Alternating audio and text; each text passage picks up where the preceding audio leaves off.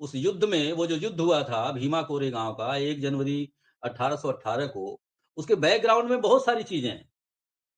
वो 500 महार सैनिक जिस जिस राज्य के सैनिक थे, उनका राज्य पेशवाओं ने छीन लिया था। पहली बात तो वो और राज्य छीन करके उन महारों के गले में उनको अछूत बना करके उनके गले में हाड़ी और कमर में झाड़ू बाँधने का काम इन्हीं पेशवाओं ने किया था। जिस जाति का समाज में वर्चस्व है, उसी जाति का देश के हर संस्थान पर वर्चस्व है, चाहे वो मीडिया हो, चाहे न्यायपालिका हो, चाहे कार्यपालिका हो, चाहे विधायिका हो। इसीलिए तो बाबा साहब ने कहा कि आप जिस समाज का मीडिया नहीं है, वो परकटे पंछी की तरह है।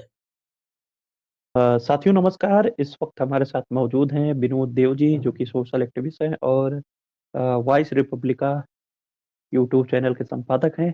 तो सर सबसे पहले आपका बहुत-बहुत स्वागत है। जी, धन्यवाद विवेक जी।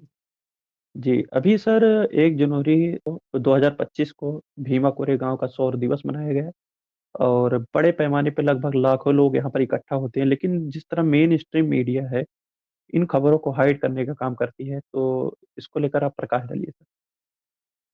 मेन स्ट्रीम मीडिया का जो काम है, वो तो जग ज़ाहिर है।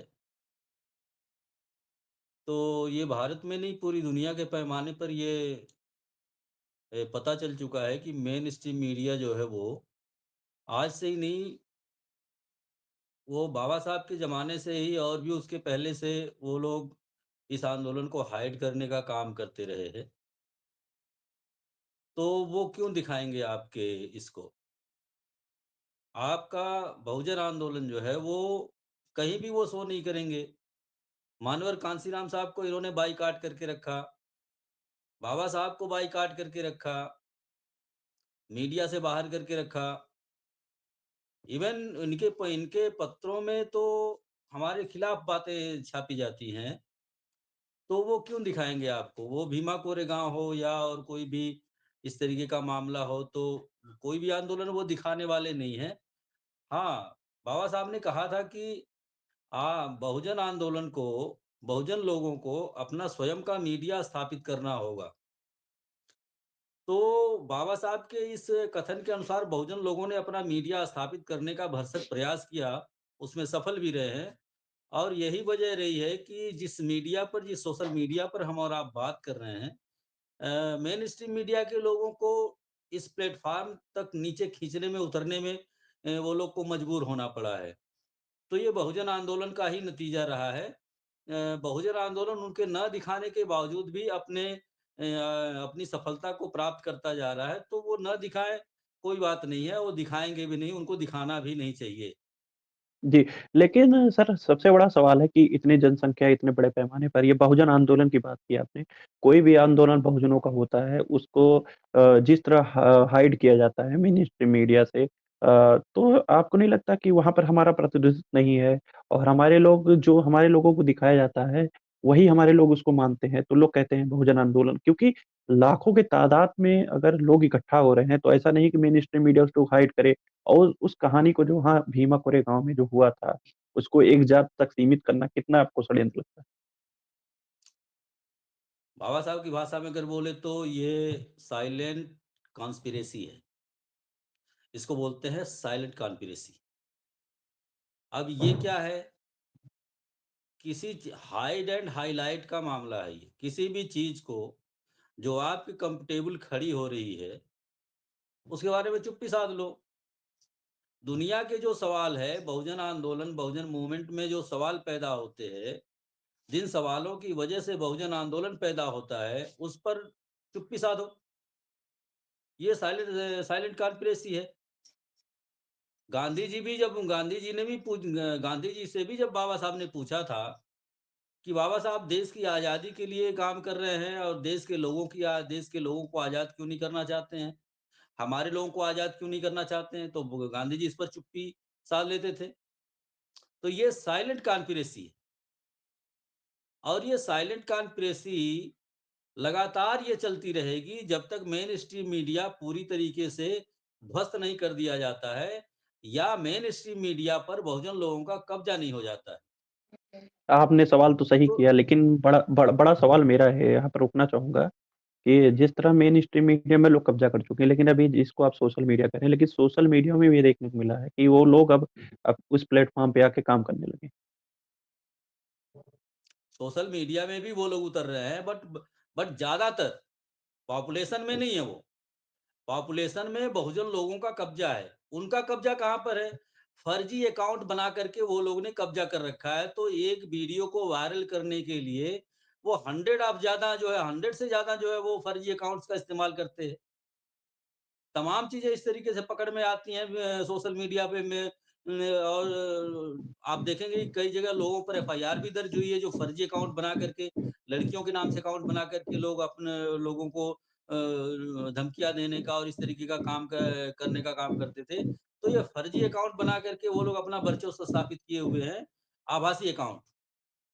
जी। जी, विवेक। सर जी, जी सर, लेकिन जिस तरह अब देखने को मिल रहा है कि वो लोग सोशल मीडिया पे आ रहे हैं, हमारे ही व्यूअर जैसा आप बता रहे हैं कि हमारे ही व्यूअर हैं, लेकिन हम लोग को ना सपोर्ट करके वो लोग उन्हीं को सपोर्ट करने क्योंकि हम लोग सीमित संसाधन से चल रहे हैं क्योंकि हमारे पास बहुत ज़्यादा संसाधन नहीं है, हम लोग सीमित दायरे में चल रहे हैं। लेकिन हमारे जो बहुजन समाज के लोग हैं, आप जैसे हो गए, हम जैसे जो सोशल मीडिया चलाने का काम कर रहे हैं और कितना खतरा मंडरा रहा है, कभी हमारे चैनल को बंद कर दिया जाता है, कभी हमारी आर्थिक कमर तोड़ दी जाती है। इसको लेकर क्या संदेश देंगे सर? जी, ये बात आपकी काफ़ी संवेदनशील है। हमारे जो लोग सोशल मीडिया पर बने हुए हैं और वो दुश्मनों की विचारधारा को समर्थन दे रहे हैं, सहयोग कर रहे हैं, तो मैं समझता हूँ कि इसमें जो आइडियोलॉजिकल जो विस्तार है, जो वैचारिक विस्तार है, वहाँ तक हम लोग नहीं पहुँच पाए हैं। जहाँ तक हम लोग पहुँचे हैं, वहाँ तक जो है वो लोग हमारी मीडिया के, हमारे आंदोलन के समर्थन में हैं। तो जहाँ तक हम लोग नहीं पहुँचे हैं, वो लोग ऑलरेडी उन पे दुश्मन काम कर रहा है, तो वो दुश्मनों के समर्थन में हैं। जब हम वहाँ पहुँच जाएँगे, तो वो लोग हमको साथ भी करेंगे, सहयोग भी करेंगे, हमारा समर्थन भी करेंगे और हमारे लिए रोड पर उतरने का भी काम करेंगे। बहुजन मूवमेंट में वो लोग शामिल भी होंगे।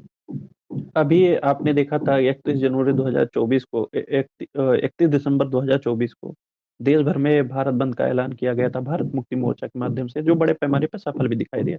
मीडिया मेन स्ट्रीम मीडिया में वो खबरें तक नहीं चलाई जाती क्योंकि अगर आपने दूसरी तरफ देखा होगा कि बहुत सारे ऐसे कार्यक्रम होते हैं, बहुत सारी ऐसी छोटी घटनाएँ होती हैं, उनको सुबह-सुबह आप टीवी खोलेंगे, वहाँ पर प्रवचन जैसे तमाम कार्यक्रम चलाए जाते हैं, उनके लिए समय है, लेकिन बहुजनों की खबर के लिए एकदम हाइड कर देना, इतना षड्यंत्र ये बहुजन समाज क्यों नहीं समझ पा रहा है?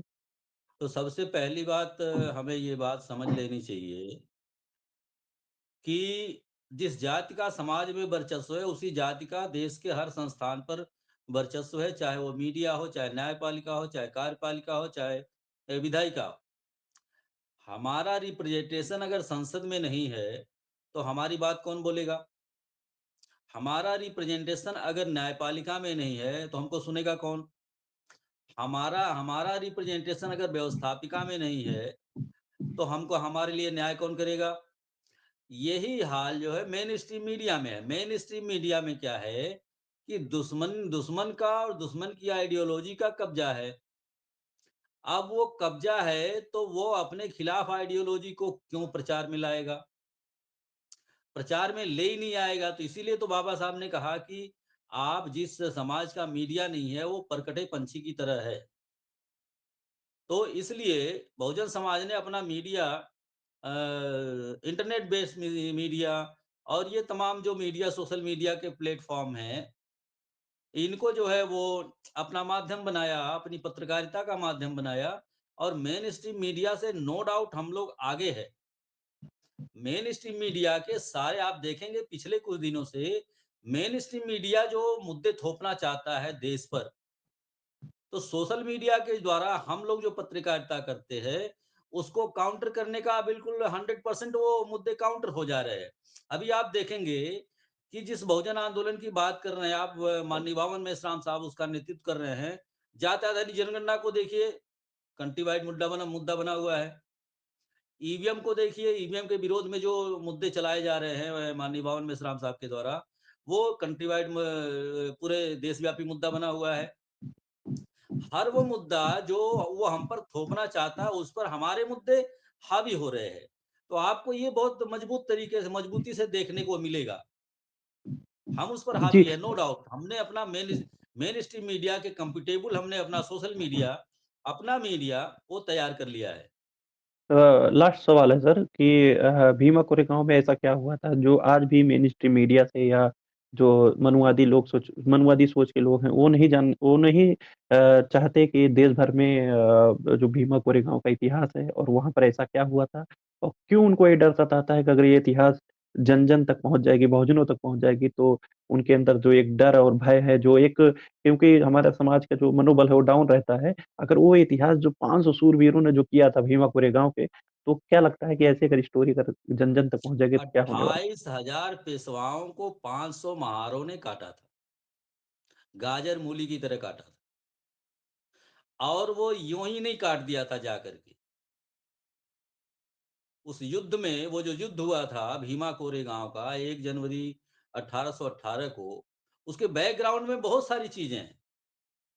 वो 500 महार सैनिक जिस जिस राज्य के सैनिक थे, उनका राज्य पेशवाओं ने छीन लिया था। पहली बात तो वो और राज्य छीन करके उन महारों के गले में उनको अछूत बना करके उनके गले में हाड़ी और कमर में झाड़ू बाँधने का काम इन्हीं पेशवाओं ने किया था। तो उस हाड़ी और उस गले में लटका हुआ मटका और उस झाड़ू से छुटकारा पाने के लिए ये युद्ध था।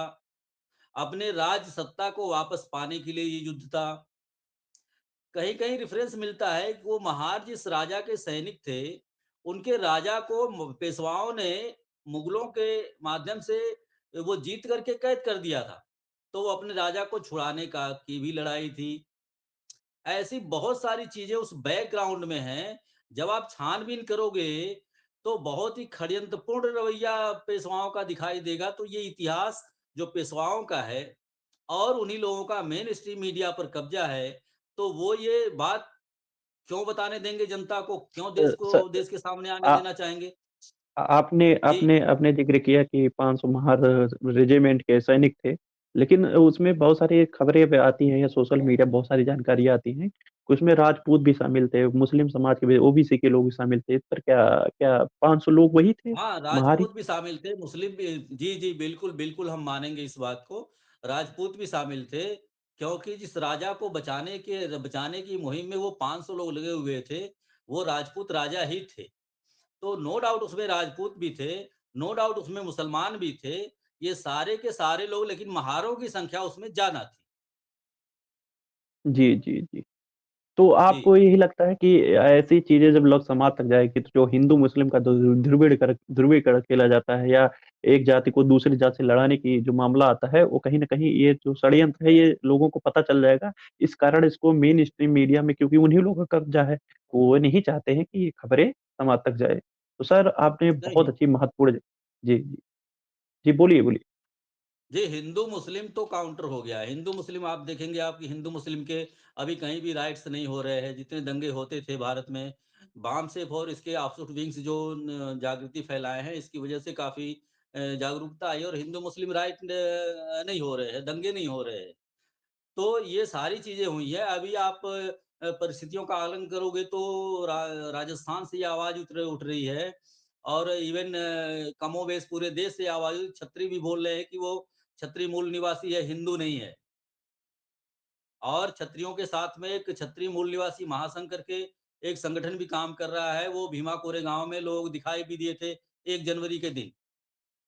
जी, जी, जी। विजय दिवस पे वो लोग पहुँचे थे वहाँ पे अभिवादन के लिए। तो ये सारी जी, बातें सारा बहुजन समाज इकट्ठा हो रहा है। तो मैं समझता हूँ कि मेन स्ट्रीम मीडिया और ये जो षड्यंत्रकारी लोग हैं, इनको माकूल जवाब देने के लिए देश में एक माहौल तैयार हो चुका है और समय आने पर इनको माकूल जवाब मिलेगा। जी, महत्वपूर्ण जानकारी देने के लिए विनोद जी आपका बहुत-बहुत धन्यवाद। बने रहिए हमारे साथ ऐसे ही तमाम विषयों पे चर्चा में आपसे फिर से जुड़ेंगे। तब तक के लिए बहुत-बहुत आभार। जो भी साथी इस वीडियो को देख रहे हैं, वीडियो को लाइक करें और चैनल सब्सक्राइब नहीं किया, चैनल सब्सक्राइब करें। बहुत-बहुत धन्यवाद सर। ओके सर, बहुत-बहुत धन्यवाद। आपके सब्सक्राइबर्स को भी बहुत-बहुत धन्यवाद और आपके सब्सक्राइबर से मैं भी ये अपील करना चाहूँगा कि आप लोग जो अभी आपने बात कही कि आर्थिक रूप से कमर तोड़ दी जाती है और इस तरीके की बातें हैं, तो आप लोग के सहयोग के बगैर हम लोग चल नहीं सकते हैं। तो आप लोग इस तरफ भी थोड़ा ध्यान दीजिए और वीडियो को लाइक करें, शेयर करें, सब्सक्राइब करें। बहुत-बहुत धन्यवाद।